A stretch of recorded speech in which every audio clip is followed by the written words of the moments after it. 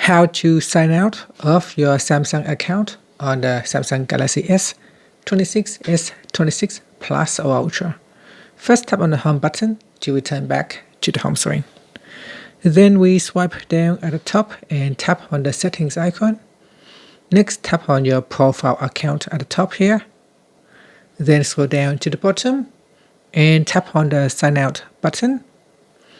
Now in here, you need to go down and choose. Now choose if you want to keep your contact or keep profile. So said here, you can keep your profile in the contacts app after you sign out. Then we scroll down and tap on the sign out button. Next, we need to enter in the password and said here, confirm your verification number. So tap on confirm. Now enter in the password and tap on OK to sign out. Once you have signed out, you will be presented with a screen offering you to sign back in to your Galaxy. So tap on that and you will be able to sign in with the same account or a different Samsung account. And that's it. Thank you for watching this video.